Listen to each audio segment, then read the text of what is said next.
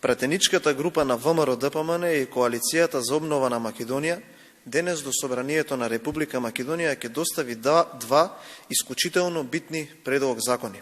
Со првиот предлог закон бараме намалување на акцизата за горивата за моторни возила за 50%, со што значително ќе се намали финансискиот товар врз граѓаните и транспортните компании. Со ова цената на бензинот веднаш ќе се намали за 13 денари, а цената на дизел горивото за 9,5 денари. Со вториот предлог на закон бараме до 31 декември 2022 година данокот на додадена вредност за производите се извинувам за човечка исхрана и за топлинска енергија, исто и за парното да бидат со 0%.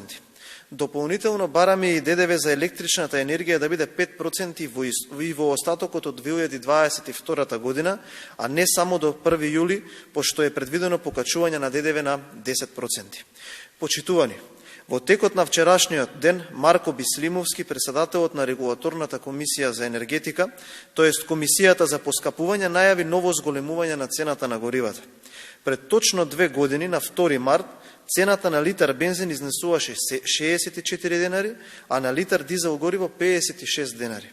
Во овој момент, без најавеното покачување кое што ќе се случи денеска, цената на литар бензин изнесува 82,5 денари, а на литар дизел гориво 74 денари. Зголемувањата се огромни, надминуваат и 30%.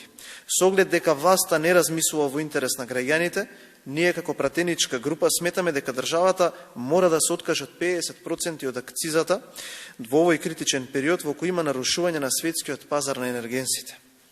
Владата размислува со мотото сиромашните немаат пари за да возат и не сваќаат дека повисоките цени на горивата ги засегаат сите без разлика на имотната состојба на граѓаните.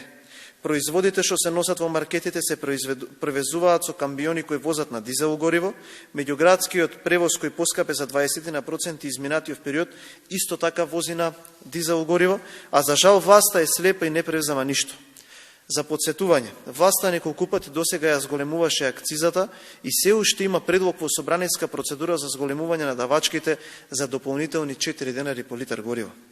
Почитувани, покрај намалување на акцизите бараме и дополнително намалување на финансискиот товар на граѓаните преку целосно намалување на ДДВ за прехранбени производи од 5% на 0%.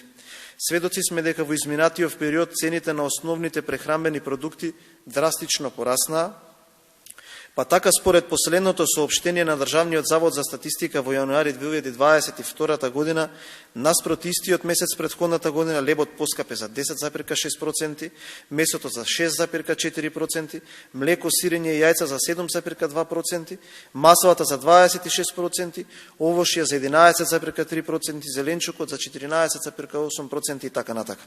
Долга е листата на поскапување. Почитувани, власта мора да реагира брзо и да ги прифати предлозите на ВМРО-ДПМН и коалицијата за полесно да се соочиме со новиот бран на поскапување поради актуелните случувања. На граѓаните и бизнис секторот не им се потребни видеоклипови од Илинденска, туку реални мерки кои ќе го намалат финансискиот товар кој што е све поголем. Благодарам да го има прашање.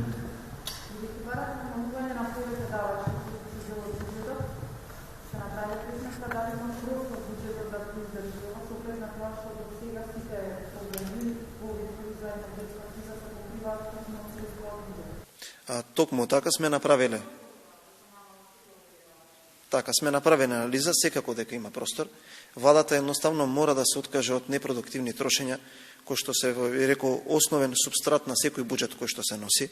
Еве ја користам оваа прилика, можеби да направат предлог на ребаланс на буџетот, да дојдат во собранието да разговараме на собраниската комисија и ние секако ќе им предложиме амандмани од кои ставки може да извадат, кои непродуктивни трошења треба да престанат за да се најдат средства за да им се помогне на граѓаните во овој кризен период. Навистина, многу е зголемена цената и на енергенсите и на прехранбените производи. Можеме да видиме дека синдикалната кошничка од месец за месец се зголемува за во просек 500 денари, само во последниот е зголемена за 700 денари. Едноставно во вакви кризни моменти владата мора да се откаже од удобствата за да се изнадат средства за граѓаните.